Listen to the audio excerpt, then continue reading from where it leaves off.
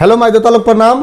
तो आज हम लोग जानेंगे इनकम एंड एक्सपेंडिचर अकाउंट के बारे में, लेकिन उससे पहले कहना है कि दशरथ माझी पहाड़ तोड़ते तोड़ते कह गए कि जब तक तोड़ेंगे नहीं तब तक छोड़ेंगे नहीं। तो यहाँ पे हम लोग को किसको तोड़ना है? इनकम एंड एक्सपेंडिचर अकाउंट को तोड़ना है। तो तोड़ने के लिए आप अकेले नहीं, आपके साथ मैं हूं, तो फिर देर होगा क्या? नहीं, आप चुटकी में तोड़ दीजिएगा।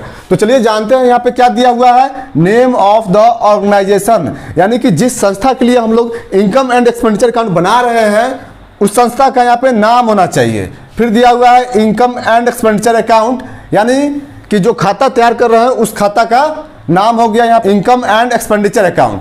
फिर यहाँ पे लिखा हुआ है फॉर द ईयर एंडिंग, यानी कि एंडिंग डेट, संस्था का जो एंडिंग डेट है सो डेट यहाँ पे डैश डैश में डाल देंगे। फिर यहाँ पे इनकम एंड एक्सपेंडिचर अकाउंट का फॉर्मेट दिया हुआ है और लिखा हुआ है एक्सपेंडिचर अमाउंट, इनकम अमाउंट।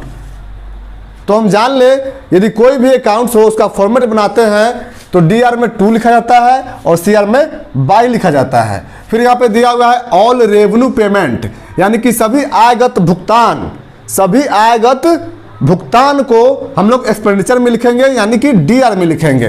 फिर यहाँ पे दिया हुआ है ऑल रेवेन्यू रिसिप्ट्स, सभी आयगत प्राप्तियों को हम लोग इनकम में लिखेंगे, यानी कि सीआर में लिखेंगे। तो इसका कॉन्सेप्ट है कि सभी आयगत भुगतान, चाहे वह नकद हो या उधार, उससे मतलब नहीं होता है, केवल और केवल करेंट ईयर का होना चाहिए, यानी कि जिस साल का हिसाब हो उसी साल का भुगतान होना चाहिए। सेम बात यहां पे भी लागू होती है कि सभी आगत प्राप्तियां चाहे नकद हो या उधार, उससे मतलब नहीं है। मतलब इससे होना चाहिए कि वह करेंट ईयर का है कि नहीं है, चालू वर्ष का है कि नहीं है। यदि चालू वर्ष का है, चालू वर्ष की प्राप्तियां हैं, तो उसे हम लोग सीआर में लिखते हैं। कुछ नोट्स यहाँ पे दिया हुआ है जिसे आप नोट्स बना ले। तो चलिए देखते हैं क्या दिया हुआ है। एक में दिया हुआ है इसमें केवल और केवल आगत प्राप्तियों और भुगतानों का लेखा किया जाता है। इसमें केवल और केवल आगत प्राप्तियां, यानी कि रेवेन्यू रिसिप्ट्स, और आगत भुगतान, यानी कि रेवेन्यू पेमेंट का ही लेखा किया जाता है। 2 में लिखा हुआ है इसमें पूंजीगत प्राप्तियों और भुगतानों का लेखा नहीं किया जाता है। इसमें कैपिटल पेमेंट और कैपिटल रिसिप्ट्स का लेखा कभी भी नहीं किया जाता है। 3 में लिखा हुआ है इसमें केवल और केवल चालू वर्ष, यानी कि करेंट ईयर का ही काम होता है। 4 में दिया हुआ है इसमें नकद उधार से मतलब नहीं होता है, केवल इतना देखना है कि चालू वर्ष का है या नहीं है। 5 में दिया हुआ है यदि चालू वर्ष में कोई मद, यानी कि आइटम अगले या पिछले वर्ष का समाहित हो तो उसे घटाकर दिखाना है। फिर 6 में दिया हुआ है इसमें ट्रू बैलेंस सीडी या बीडी नहीं होता है। तो ये जो नोट्स हैं, ये नोट्स यदि आप अपने माइंड में रखते हैं तो फिर इसे तोड़ने में कोई भी प्रॉब्लम या कठिनाई आपको नहीं होगा। बस इतना माइंड में रखना है कि इसमें केवल और केवल आयगत प्राप्तियों और भुगतानों का लेखा किया जाता है।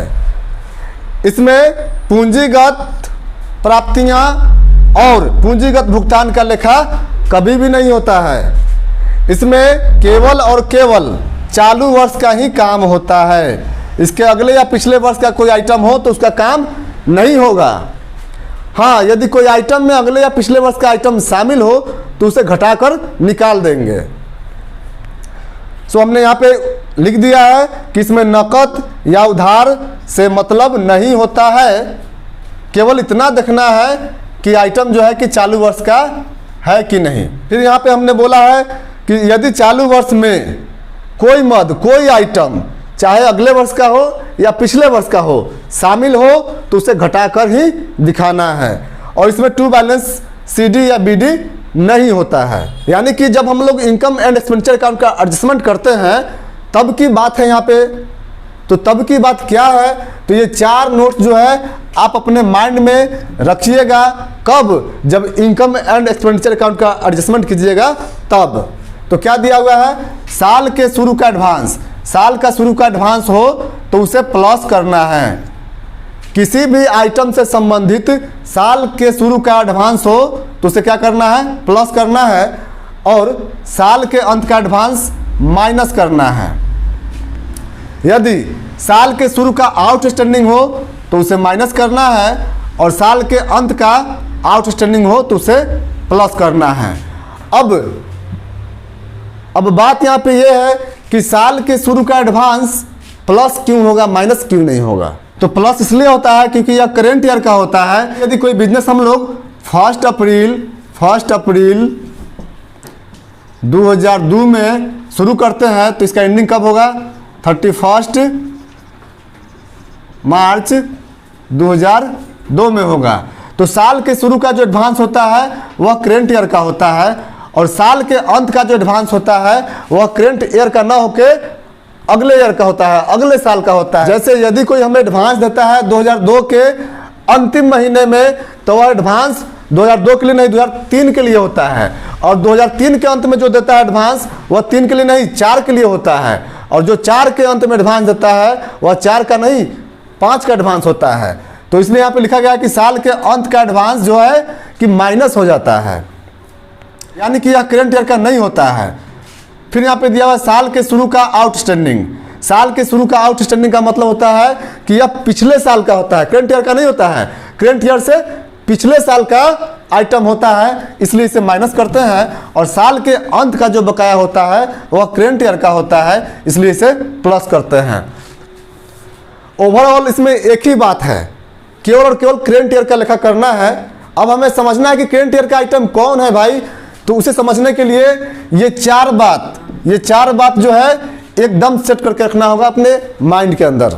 तो आज के लिए इतना ही, मिलते हैं अगले वीडियो में बैलेंस शीट का कॉन्सेप्ट लेकर। उसके बाद जो है इसके एक एक हिसाब को हम लोग सॉल्व करेंगे और आपको भी मजा आएगा पढ़ने में।